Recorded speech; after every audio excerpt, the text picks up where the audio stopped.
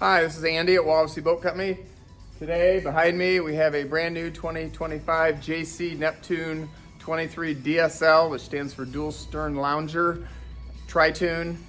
We're going to go up and take a look, and I'll point out some of the features and some of the new things they're offering this year.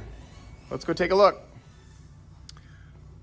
This is the charcoal panels with the blackout package. And in the blackout package, in addition to getting the black rub rails and the black rails, you also have the gates are black, the ski toes black, the bimini top frame's black, just a sharp package. On the outside, you can see it's got the thicker rub rail, which means it's got the high tide hull. On the high tide hull, the frames are 4 inches taller than the standard frames, which make it even thicker and stronger than the standard JC, which is already stronger than anything else on the market. So it adds about 400 pounds to the weight of the boat, and it just gives you a much better ride, a much more solid ride, and it also increases the horsepower capacity of the boat. As part of the high tide hull, you get an in-floor ski locker there, and an in-floor anchor locker here. So that's really nice to have your, let me back this up a little bit, to have your anchor right up on the front where you're gonna use it. And then when you anchor, you've got a cleat right in the middle where you can cleat it off at. And then it folds down flat so you don't stub your toe on it. So let's go on aboard. As I said, you've got the blackout package, so you get the black railing. This has, new for 2025, JC is offering a light gray interior, which this has. This has the carbon welt accent, which is that little bit of a dark charcoal welt, which just gives you a little. And this also has the quilted pattern upgrade in the upholstery. So just a nice touch, kind of breaks it up a little bit, but not a whole bunch of dark colors that you're going to sit on that's going to be hot to sit on. Last year, JC started making their own seat bases. You can see this has the panel just like the exterior. It's got the black rails with the charcoal panel. And when you look inside these, it's the same thing, and you can just see how you gain considerably more storage, probably 10 to 15% more storage in that, because you don't have all the curves and the ribbing that has to go into the plastic. The corners are still plastic. I can kind of show you that here. They still use the plastic for the corner. It's just not as open. It's harder to get in there, but you still do. That's better than not being able to access that space. So you got a lot of storage in these boats. Just working our way back this way. This has the raised helm. That's the 4-inch platform it's sitting on. That just helps boost the driver up, gets them a little higher so they can see over the passengers better. All the JCs have the easy tip open helm. So if there's anything you got to check a wire connection or anything at all you have to do, it's just easy to get to. While we're in here, the multi-steer system, this is your hydraulic steering, but in addition to the hydraulic steering, it also has the power assist for the hydraulic steering. And what that does is when you turn the steering wheel to the left, it senses it and it electronically pumps the fluid to the left. When you turn the steering wheel to the right, it senses that and it pumps the fluid to the right. And what that means to you is it just makes the steering so much easier, especially in today's world when you've got 150, 200 horse, 250 horsepower, 300 horsepower engines on these boats. You can turn the steering wheel with 2 or 3 fingers. So it's really nice, and especially when you're trying to dock and tighten quarters and you're trying to turn the wheel a whole lot, it's super easy to do. Then you just pull that forward and that comes down. Going on around to the other side here. It has a tilt steering wheel. You got the button right there you push. Allows you some adjustment there. Your key is right here, is obviously. The gauges on this boat, there's 3 digital gauges. When they come on, they're like a digital display of an analog gauge. You'll have your tachometer, speedometer, and over here you'll have your fuel gauge and your trim gauge, and then you have a depth finder as well, and that also has water and air temperatures in it. Going across your dash, you've got your radio button, some accessory switches, which probably won't use, but if you ever added something, you have a place to put it. You have your power to turn on your radio, your horn, your navigation lights, courtesy lights, which is your interior indirect lighting to see to walk around, your power bimini top, which this one's, I can step back here a little bit. You can see how it's a large bimini top. See if we can get the whole thing in the picture. And then you can see it's sort of like the boat next to us is what it looks like in the closed position. You can see how there's no back leg holding it because it's powered up at a 45-degree angle. And if you want to have it all the way down, you can lower it down into the cradles. This has the heavy-duty, high-speed power bimini. Like on the boat next to us, it's a shiny stainless steel. I can see the big, thick collar at the bottom. This is the same thing, but it's been powder coated black as part of the blackout package, but I can see the thick collar here. What that allows you to do is go pretty much any speed you want with the Bimini open. Power Bimini tops across the board, regardless of brand. They always tell you not to go over 25 miles an hour with the Bimini fully opened. And with the heavy duty Power Bimini, you can go up to 50 miles an hour. And therefore, typically you're gonna be in a 35 to 45 mile an hour boat, depending on your engine. And you don't have to worry about whether the top's open or not.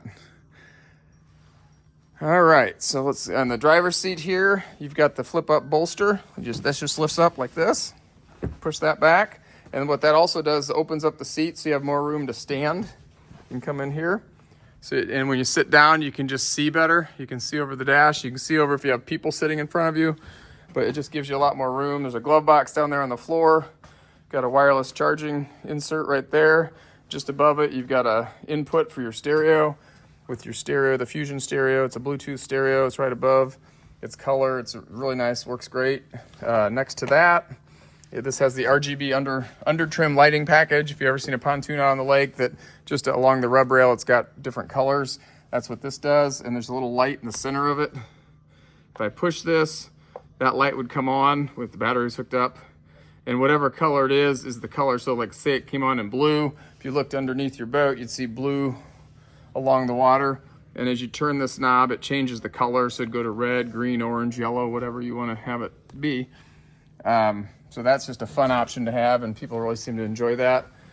Coming over here at the end of the bow lounger, you've got a tip out trash can. You always got to have somewhere to throw your trash on a boat. Seems like boaters always have a pop can or something they need to throw away. Above that is a little glove box, and there's a little key taped to it. But in the back there is a USB ports, so you can plug in for charging a phone. Your in-floor storage is right here. We just got these in so you can see it's still full.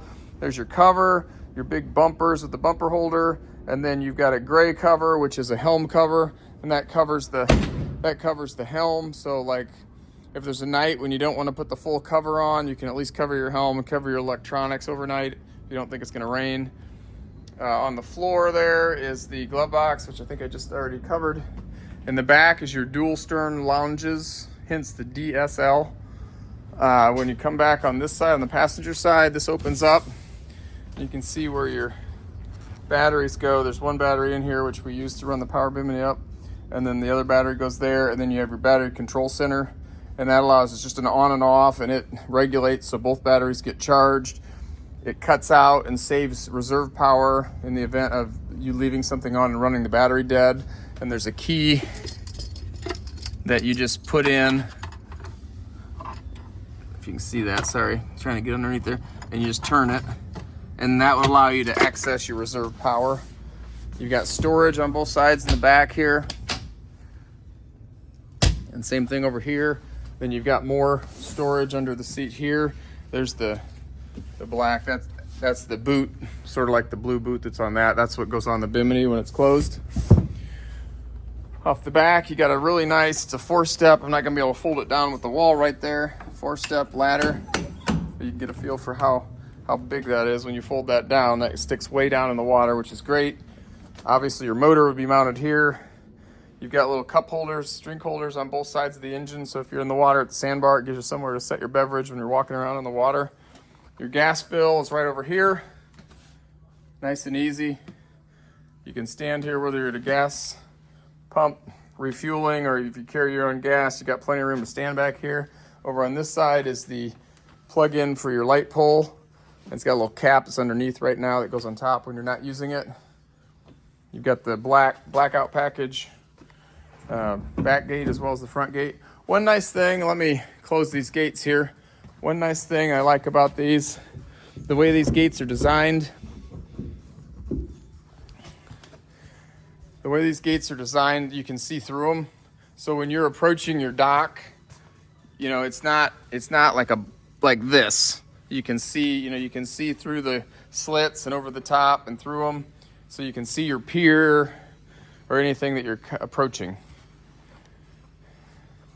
Obviously, you got your companion seat over here, which is one of the things people really like about this interior. If there's just two people going for a boat ride, they can sit side by side. This has the interior upholstery package, so you don't have just the bare metal showing on the inside. You've got nice upholstery. There's a drink holder here for the passenger. Got all stainless steel cup holders. You have the nice, which we talked about, the new light gray upholstery, which has been just looks awesome in the boat. So I think everyone's going to be very happy with that.